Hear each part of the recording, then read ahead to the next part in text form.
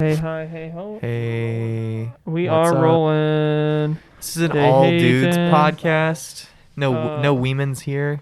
Yeah, Karina is super lame and couldn't make it today. So, She is officially member number 4. Yep. For next time. Yep. Even and though this time. she's editing the last week's podcast, which still isn't out, by the way. Karina. Yeah. What You're the hell? number 5 this week. I'm still waiting on the animation podcast. I guess Jack is number 4. Yeah. Wow. Today, we're talking about the greatest music of all time. That's the subject matter of today's episode. Objectively, the greatest music of all time. This is all data. Yes. If you disagree, you're wrong.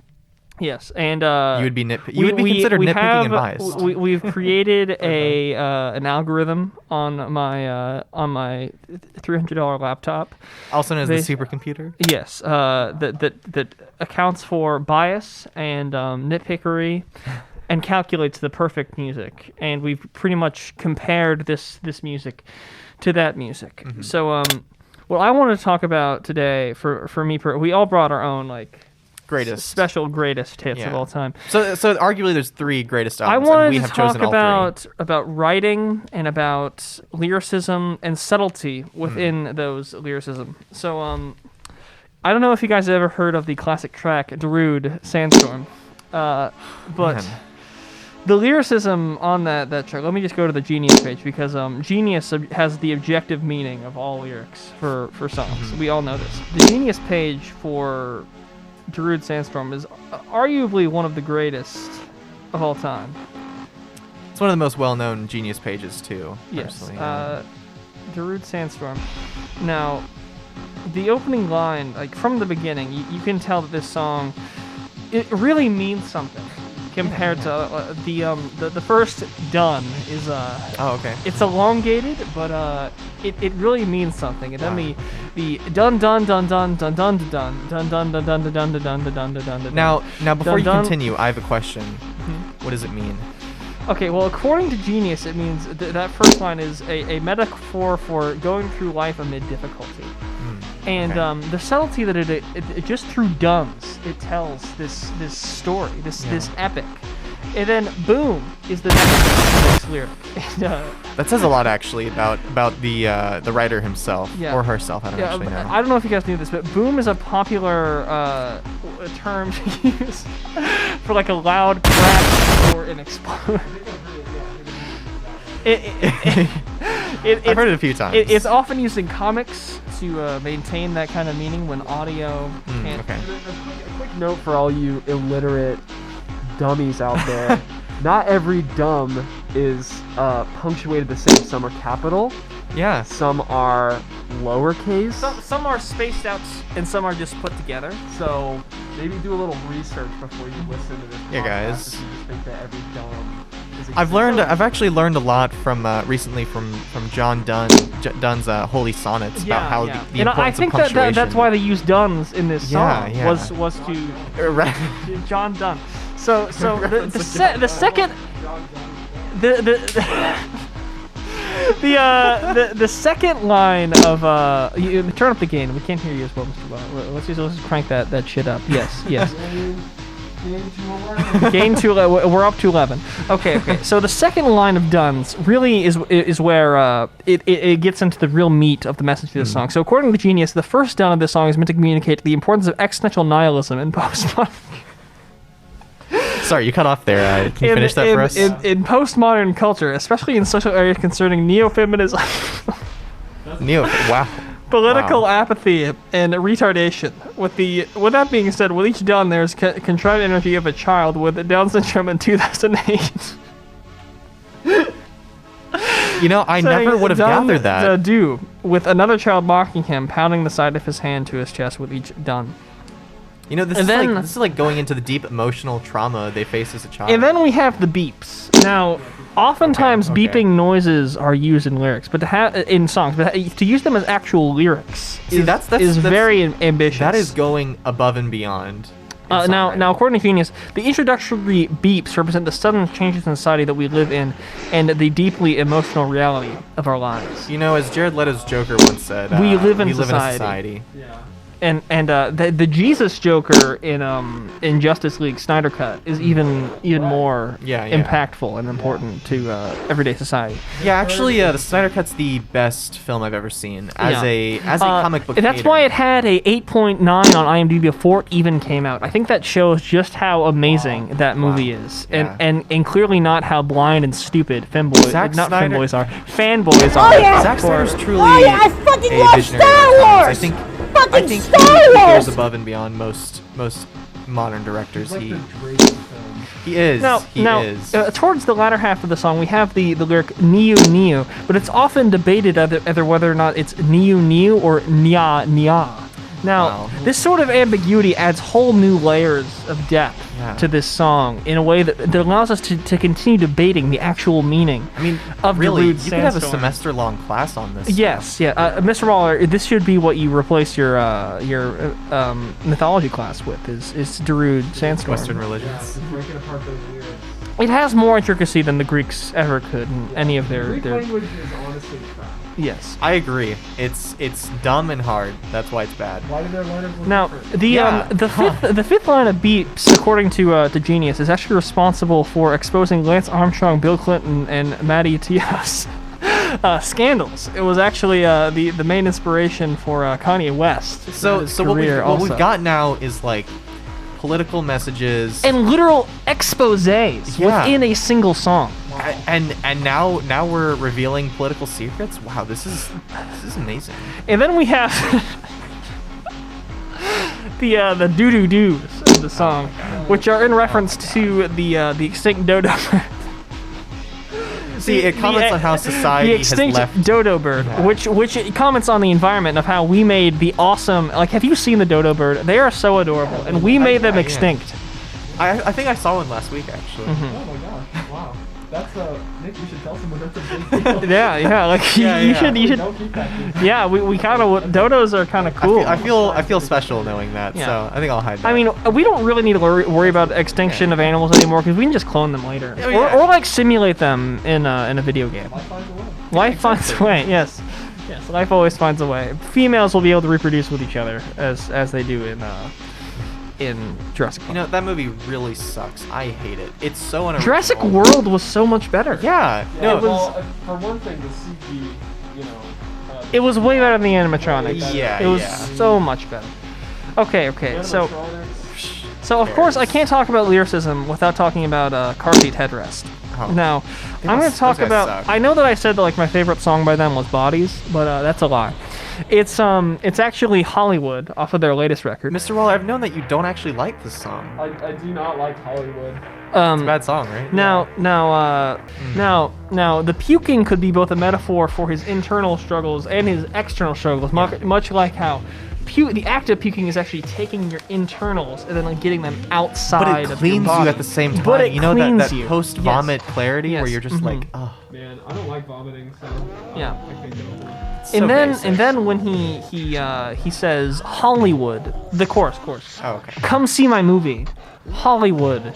It's kind of groovy. You know, I Now- think Hollywood makes movies. Now, the term groovy actually derives from the film Do a Evil fact check real Dead quick. 2, directed by Sam Raimi, which in that scene, the main character Ash cuts off his chainsaw. It says groovy. Now, I think this line is actually making a direct allusion to that film, and the deep, dark messaging of existential nihilism that Sam Raimi was making with that amazing piece of art. Okay. I know it's a little hard to grasp, but What the fuck?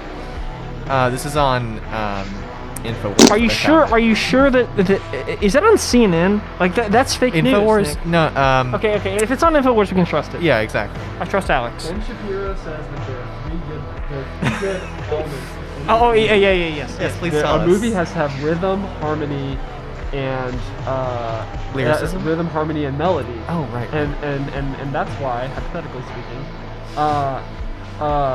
theater is not movie. And rap only fulfills one of these, the rhythm section. That there's not a lot of melody and there's not a lot of harmony. And thus, it is basically effectively spoken rhythm. And so it's not actually a form of music, it's a form of rhythmic speaking. And it's It also only has rhythm. It's also why rap isn't music. Yeah, exactly. If you're missing any of those parts. You're just not movie. That's why Hollywood is so good. The big execs, man, in Hollywood, cranking out good movies with fat cigars. Yeah, They know how to do all three. Mr. Roller, I know that you're like criticizing Will here. I might leave the podcast if you keep this up. The lyricism here is objectively amazing. It's You're incredible. gonna have to be capping. Okay. Now, Ben Shapiro actually did make a school shooting movie, and it wasn't nominated for any Oscars, despite it being a masterpiece. He did make a movie. Oh my god. It was amazing. It was about... So the argument for his movie is like, there's a school shooting happening, and then all the kids are like, oh no, we don't have guns. How are we going to defend ourselves? It's a pro-gun. See, that makes sense. shooting I get it. Is it safe to say that this might be our guardian angel? Do you want more people to die? That's the last thing I want. I'm gonna kill one person in this room every 5 minutes. You don't show your face. The solution to gun control is everyone has a gun. It's like nuclear. To clarify, it's just No, in case- no, Nick. Love you, Ben. Anyways, we're gonna get a move on with this. Okay, they've been in the news recently for their very apt comments on that horrible song "WAP" and how it dares to express female sexuality. Like imagine women having sex, and then expressing that they do in fact have sex. Quite frankly, that's disgusting. It's to me. disgusting. Honestly, sex in general. Yeah, I agree. Just Gross. keep it out of my art, okay? I don't care. I don't get it. I think that those women need to be made infertile, and all men should be castrated. Fair enough. In order to maintain the societal balance that we have. From the Skillet guy, right? No, I think it was. Yeah. Yeah. It was in that same ballpark. Now, Skillet's frontman, the incredibly apt lyricist, compares that performance to Hitler, and people kind of all signing on to evil. And I agree. It is similar to Hitler. Like two women expressing their sexuality, that's equivalent to the Holocaust of 6 million Jews, if you ask me. Now, if you think that he might not be qualified to have any opinion on this because he's just like a Christian white dude, and what does he have to say about? Oh, wait, no. No, he's Christian. I was thinking Ben Shapiro. Yeah. And what does he have to say on any of this stuff? I mean, Now, before you keep going, I have a quick question. You in 7th grade used to be a Skillet hater, actually, weren't you? Yes. And yes. now you've. But now I've you've seen learned the your ways. light. Yeah. I've seen the light. Now, the light of God, right? Now this song is called yes, the light of God. I'm a Christian now. This song is called "Sick of It," and here's the lyrics: If you're sick, if you're sick, if you're sick of it, if you're sick, if you're sick, if you're sick of it, if you're sick. Yeah. Yes. I think. When everything you do don't seem to matter. You try, but it's no use. Your world is getting blacker when every time you fail has no answer. Every empty promise is a reminder. Now, I think that comment about the world is getting blacker, I think it's referring to how the straight white male Republican in the United States In the was victimization oppressed. of yes, that. by the growth in black culture in American society. Personally they feel attacked and they're trying to express. These are relatable lyrics, and I mean, personally, I can't relate to it, but I wish I could. And personally, I think what I'm getting from here is that Skillet themselves are sick of the way that society is going. Christianity not playing a major role. Yeah, the more we move away from God, the worse. And the world women gets. being able to express their sexuality, and gay people getting married, and trans people existing. What the fuck? Seriously. What's going on now? What is this is acceptable behavior? What is the world turned into? I don't understand this. Okay. It's quite sad. Skillets, I mean, they have amazing Christian lyrics about God, our Lord and Savior. The only good music is Christian music. And if you think that rap is music, you're stupid. Okay? Unless it's Christian rap. Like Kanye. Kanye, he sucked before, but Jesus is King? I think it's the best work he's ever had. The lyricism is amazing. I think he might actually have brought on the second coming. He might have peaked now, guys. Jesus is coming soon. I mean, he did win a Grammy for this. And Will, I love you, and I still do, but I'm sorry. If the frontman of Skillet, John Cooper, was to say, if you were both down, I'd pick him. I'm sorry. Okay, well, I've actually got something to talk about today. The greatest album. Actually, yeah. So, according to our Our algorithm, calculations. yeah. And So- we'll send you the data. We will. Yeah, exactly. I'll post it in the description that no one reads. Okay, cool. So there's this artist you may have heard. His name is Kid Cudi, and you know he had an album come out in, was it 2008? I think it was 2009, called Man on the Moon, and that thing sucked. That thing really sucked. No one liked it. It didn't have any cultural impact. And frankly, his follow-up to this album, Kids See Ghosts, like it just fell flat on its face. This was like his peak. Well, okay, so I'm starting at the beginning of the career. That's when he started sucking, and then he released Man on the Moon 2, and that one sucked even more. But you know, he had a revelation in 2013. He released Indicud, and you know, his music just took a turn for the better. I think the more he started using drugs, the better his music got.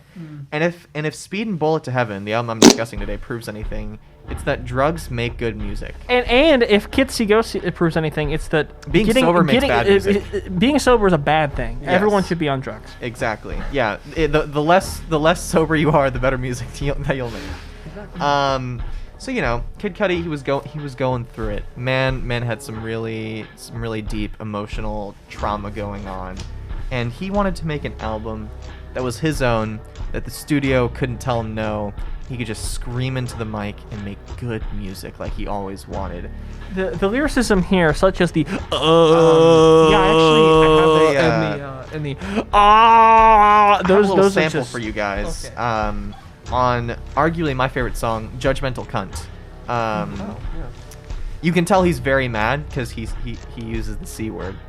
And you know, something else really good about this, he compares himself to Kurt Cobain. He during the album, he's got a little thing that goes on where he kills himself, you know, and then the following songs are like, wow, this Kid Cudi guy was so good. It's so sad that he's dead now, because, like, you know, Kid Cudi's a big fan of Kurt Cobain, and this is a rock album. So. And if there's one thing that like pays respect to an artist's death, it's pretending to be them. Like, yeah. That's why I bought Kurt Cobain's Suicide Note on the Hot Topic T-shirt. It was a very tasteful idea. Yeah. It also just shows that Kid Cudi understands rock and roll. Exactly, because he's comparing himself. Yeah. Also, you guys are aware that Kurt Cobain didn't actually kill himself. He was murdered. Right. Sorry. Yes, I remember hearing that. Yeah. I think they talked about that. The Suicide Note was forged, and the shotgun blast in the back of his skull was made there artificially. He was just a dummy. Yeah. But you know, this album is 18 tracks long, but the fun doesn't end there. Actually, you get 8 more demo tapes. And it gets even better there. You get to hear the unedited studio footage, recordings of Kid Cudi's just beautiful voice. And I think that's a testament to how good the album is. It's so good that it's it doesn't 26 just songs. stop. It is an hour and 31 minutes of fun. You know, some people say like no one wants to listen to these unpolished, like narcissistic demo tracks, but then Kid Cudi says no. And you know, he recognized that his voice was so good that there's almost no auto-tune on this album, so you get to hear the raw, beautiful voice of this man. Let me... Auto-tune? Oh, what a cop-out. Yeah, Auto-tune exactly. just means you can't sing. You've got Angry Cudi and to make it better, Beavis and Butthead skits with the legendary Mike Judge to actually perform. Because if there's one thing I like in my rock albums, it's like bits of just Beavis and Butthead. Yeah, and they're placed at really good times actually. Like at the end of the song where it just makes no sense. But you know, the fact that it makes no sense is amazing. That's what makes it leaves us scratching our heads for years to come. And you know, this album's 6 years old now. Almost 6, and fans have really started to come around to it. People are finally recognizing the genius. Unironically, people are actually loving this album. I'm not even kidding. Going on the Kid Cudi subreddit, you will see people post, "This album saved my life," and this is another graph we made. It's the y-axis is the enjoyment of Kid Cudi, and the x-axis is your IQ. Exactly. So the higher your enjoyment of Kid Cudi is, the higher your IQ is. So another thing about this is that those stupid dummy critics who don't know anything, they gave this album so many bad scores. The dumb Melon himself, Fantano, gave this album a 0. I mean, what does he know about music? I think that the real person laying eggs is Fantano himself. I agree. So, you know, this is one of those albums that fans and critics were divided on. fans loved this because they finally got to see the man just express his emotions in a raw form. Exactly, and critics were just like, oh, I don't like emotional music. This is bad. Oh, like rappers. If there's one thing that people dislike, it's emotional music. And you know, critics are racist because they put black people who make rap music into this box that they have to continue making rap. So the fact that he's making rock, typically a white man's genre, is a bad thing. They are racist. No, and I think that this kind of proves the worthlessness of the rap genre. Kid Exactly. Cudi was in a box making rap music, then he finally ventured out into a totally separate genre. And it turned out amazingly. Yes. Yeah, I wish this album was pressed on vinyl because I would buy 15 copies. If there's one thing to learn from this album, it's that all rappers need to switch to rock. I agree. Imagine the music that Wayne did it, Lil Wayne did it and it worked. and it worked. imagine You know, Kendrick's supposedly Rock doing the it. world. Yeah. imagine the Come on, music guys. that like Logic Biggie did could have really well. made if he was just a rock star. Like all that terrible rap music that Biggie made, like that awful like Ready to Die album. Oh my god. That sucked. That's so bad.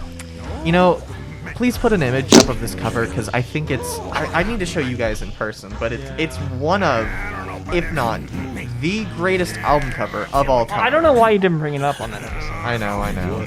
I should have put it on my top of the decade list.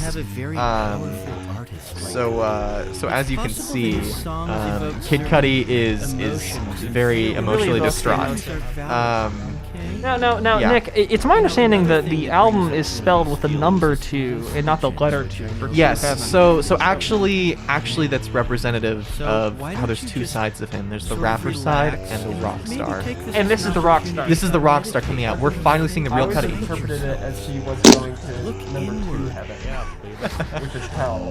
The number 1 heaven is heaven, 2 heaven. So Speeding Bullet, 2 heaven. It's like Well, also being like the word 2. But it It's also juxtaposes the album itself because the album is so good and hell is so doo doo, right? that's that's so doo-doo. It's like the second film in the epic Madagascar trilogy. It's called Madagascar Escape to Africa with the number 2. That Madagascar is an island off of Africa. So 1 Africa is the continent, 2 Africa is the island from island Africa. So it's the second. It works so The quick. second installation. Yeah. So You might see people use that, maybe think twice, no pun intended, when you see people using the number 2 in that way. Usually there's 2 of everything, and the one that they're talking about is the second one. There will be rainbows. I do like them big, and I do like them chunky. There will be no hail. Personally, yeah. Moto like And if there are Moto does like them big and chunky. And that's why I love Speed and Bullet to Heaven, because it's such a chunky album. Like It is that hour and 31 minutes. I mean, really, you're on an adventure the whole time. Every minute just makes me want to just put my headphones in deeper, if that's even possible. Like I want it to go inside my ears even more because I just want to be surrounded Is by it Cudi. weird that I shove my AirPods up my ass? to feel the music more? No. No, we don't judge here. Yes, those are my thoughts. Kid Cudi has only released a few good albums, Indica and Speed and Bullet to Heaven. Only good Cudi albums. The rest of it, so bad. He hasn't made anything good in 6 years. So, yeah, Man on the Moon Through is shit. I hate that album. Yeah. Especially Kitsy Ghost as well. Yeah. That track with Phoebe Bridgers sucked. Yeah. Oh my God. She sucks too. I hate her. Yeah. Maybe if you were straight, you'd be better. Use auto-tune. Yeah, Can't gosh. sing Phoebe Bridgers. And how dare you smash a guitar on stage? How dare you? No one does that. And insult the music. Yeah. It's like when Harry Styles dressed in drag on Vogue. Like, Oh my what the God. hell? There are starving kids who would love to eat that guitar. Yeah, And like- you just smashed it. Like men dressing in female clothing. Like imagine that in rock and roll. Like The Cure, Smashing Pumpkins. Like they were always wearing like that really masculine. Yeah. Like Kiss. Like They were showing off their sweaty 6-pack abs. And they should look like what's his face from Talking Heads with the big suit. David Bryan? David Yeah. Bryan, yeah. They should all dress like him. Big masculine stuff. Yeah, That's big, big. Wide shoulders, big. Again, this is how Madagascar connects to everything. Everything that is big, Moto. that is both big and chunky, Is good. is amazing. Yeah. Well, those are my final thoughts about the album.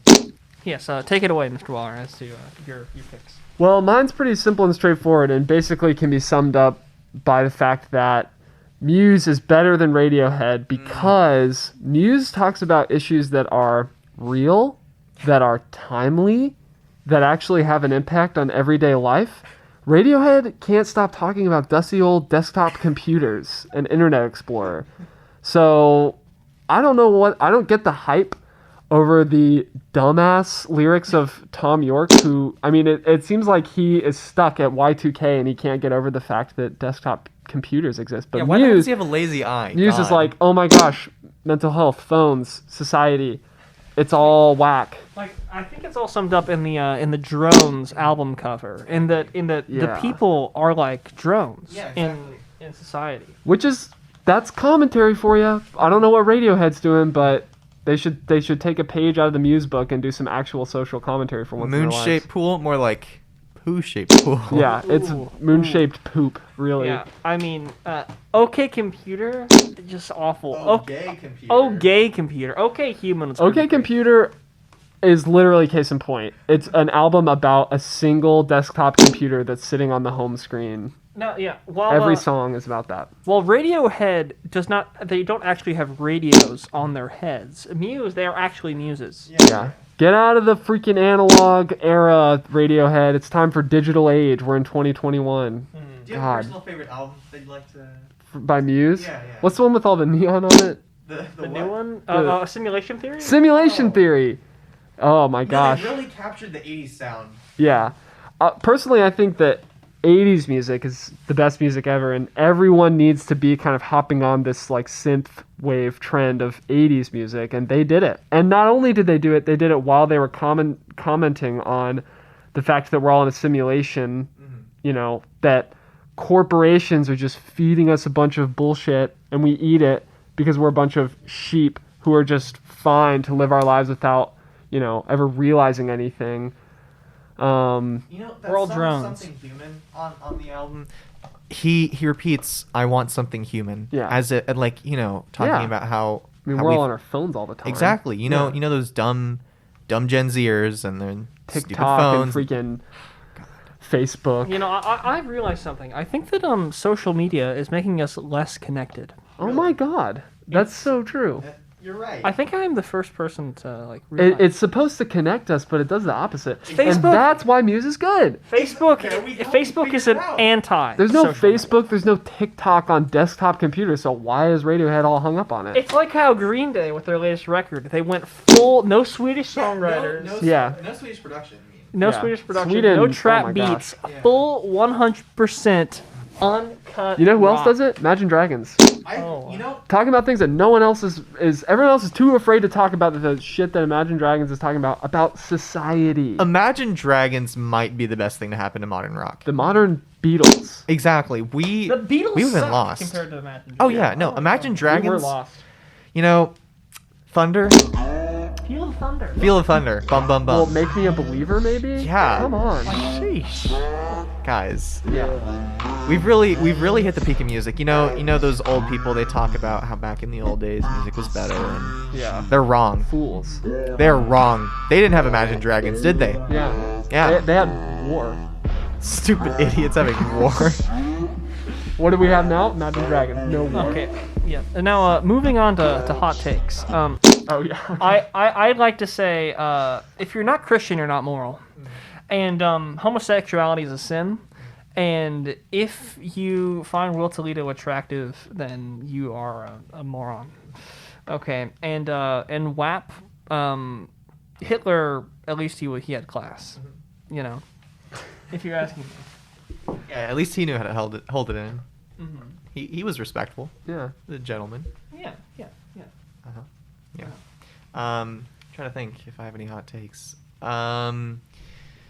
I think there's a directly proportional relationship between the amount of Imagine Dragons versus the amount of war we have. So more Imagine Dragons equals less war. So like that's why World War II. There was no Imagine Dragons. There's no 3. because Exactly. Imagine Dragons. There's no 3 because of Imagine Yeah. Dragons, and like there's no war in Yeah. the Middle East because of Imagine Dragons. Right. No one's in conflict Exactly. over there. Oh, another thing, white privilege is a myth.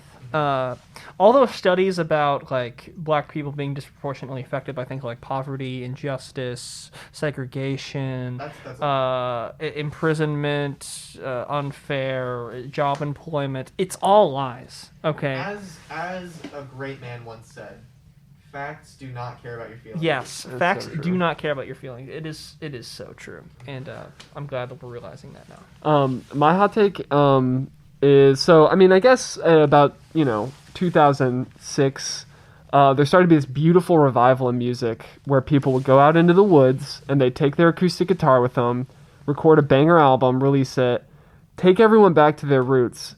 And I don't really understand why we need electric guitars anymore, because electric guitars, all you do is put a bunch of effects on it to make it sound better, auto-tune your guitars, distortion your guitars, whatever. But all you really need is an acoustic guitar and some authenticity to write good music. Folk music, ever heard of it? And so I honestly think that electric guitars are worthless. And electric instruments in general, all you need are acoustic instruments, get out in the woods, write an album about how society is pulling us, further and further into technology, but what you really need is just to get out in the woods. And to Acoustic add to or that, nothing.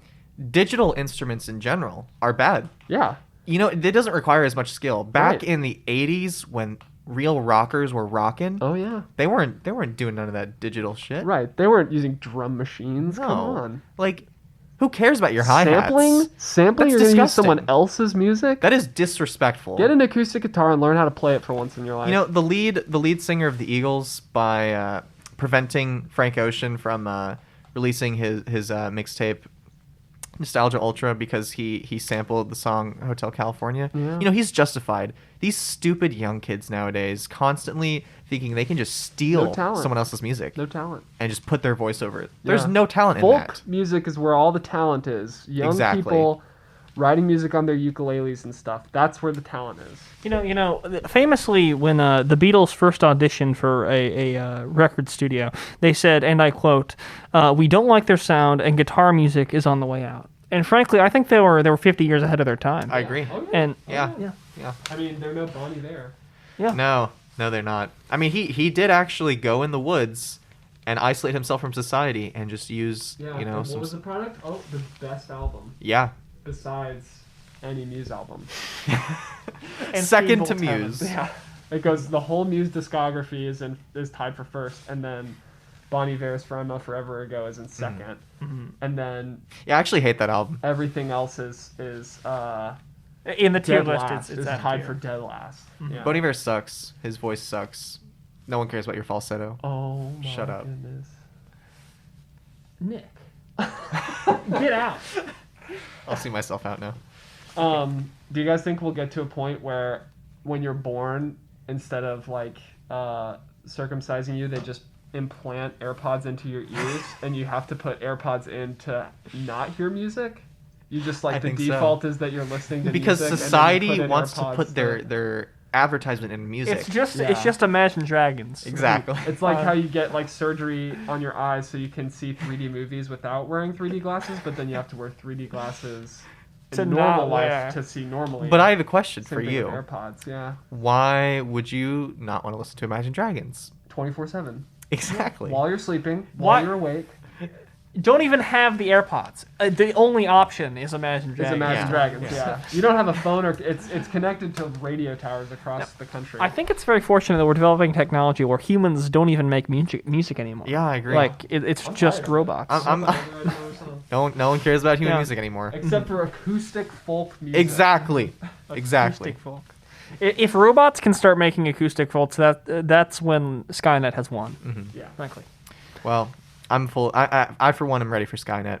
As long as there's indie folk music in the woods with acoustic guitars. Yeah. Okay. I think that about does it, gentlemen. Yeah, we Please. covered all the important topics. All the important topics. This is our last episode. We've covered all the important topics in music. Yeah, Nothing there is will. no more music to Nothing will discuss. ever be important to music. I think that what all of you listeners need to do is go read the Bible and find Jesus. And listen to Imagine Dragons. And Don't forget. listen to Imagine Dragons while reading the Bible and Skillet and accept Jesus into your And heart. F2 if you really want to go into rap. Okay. Yeah, if that's the only rap that matters. That's the only way. Other than that, it's very very bad for your mind and it'll poison you. Thank you, Jesus. I love you, God, and praise be. The rapture is coming. It's here. It's here. It's here. It's here. And you know who brought it? Kanye brought it on. You know who brought it? Kanye. Imagine Dragons. Oh, Imagine Dragons. Okay. Thank you. Goodbye.